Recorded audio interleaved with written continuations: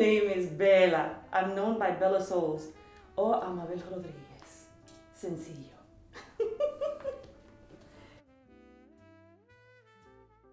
How has it been for you to grow up in the Bronx?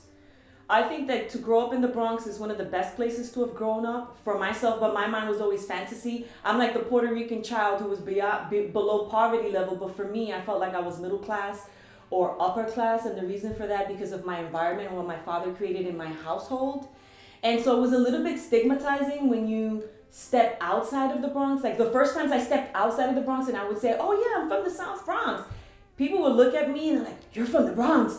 How is it up there? Do people get mugged? Do people get like killed? I hear that people get killed every single day. And I'm like, well, it could be a little bit rough, but people could get killed anywhere if you walk up the block. So basically it was no buildings when I was growing up. I'm a late 70s, 80s, 90s baby because I was a baby up until the 90s for sure. My mentality and the things that I grew up with. I always had to create stuff because it was a little bit challenging, but I never felt like I was at a deficit growing up in my environment in the Bronx. What do you do and how do you incorporate art in your life? Oh my goodness. I think that I incorporated art since the beginning. My father always nourished me. And so once again, so I'm coming from the South Bronx with a huge imagination growing up. Right now I'm on sabbatical. I worked for Parks and Recreation for over 7.5 years in the city of New York. I'm a Hunter graduate and Hostos. I love my Hostos Community College, which is amazing. I worked as a recreation specialist actually, and prior to that I was in fashion. I was a fashion executive assistant and I always would go to a lot of underground, I had my camera all the time. I'm not a photographer right now because I think that I've had many different titles and I think that I've evolved and just putting in my reservoir of things that I've done. So for example, one of the main things that I would do in the early 2000s, I was a fashion executive assistant. Then I would live in Worcester Street because I was a dog walker. I moonlight as a dog walker and I was always with my camera and I met a bunch of amazing artists, muralists and artists that would paint like with mosaics and stuff like that. And so for me, it was a transition from photographer to then working in fashion to then I kind of got stuck when I started working with the city. It killed my inner spirit in a sense because when you work with the city, it's kind of rigid and you're a civil servant as opposed to the artist that I was documenting everything. I would walk down the street and everything was fascinating to me. What do you think that art brings to life and what that art brings to you? Wow, can you imagine what is art? You know, art is like a breath of fresh air. It is something that comes from inside of you and no one can tell you that's wrong or this is right because art is subjective. Art is not just one singular thing. It is like a cosm, like a supernova. Art fuels me and art fueled me for a long time. And I know people that, I don't got money, but I eat art. I'm gonna eat my canvas because I'm hungry and it's okay because I'm an artist. Hence the whole thing about a starving artist. And art is one of the most incredible things given to humanity since the beginning of time. Man and women, because I do believe that in those caves, some women scribbled some stuff. I don't think it was always the men that were like scribbling everything. So since the inception, when a person said, hey, I think I can, what's this? Or they put two stones together, or they take a knife and they carve something out. It's something that's inside of you that you can't hold it. And I think everyone is an artist. Everyone can create art. I know a lot of people that sell themselves short. Oh no, I'm not an artist. I just like math. Well, that's art within itself. It's what you think art is, and no one can tell you that it's not. What do you like of the Bronx? Ok, ¿qué me gusta a mí del sur del Bronx? Lo que me gusta a mí del sur del Bronx, que la salsa vino del Bronx. In the mid-70s, esto es Spanglish ahora, in the mid-70s. What I love about the Bronx, that it was lost.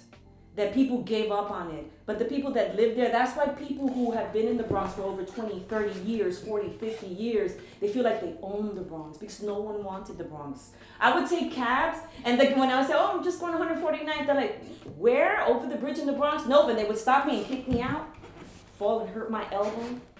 And so, for me, what I like about the Bronx, that it was the forbidden ground. It was the last of the Mohegans. It is a place where basically you can be free. You really weren't judged in the Bronx. It's not like Manhattan, or you walk down Madison and you dress a certain way and they're looking at you or whatever. You're very individualistic in the Bronx, and we're very tribal, I would say, in the Bronx.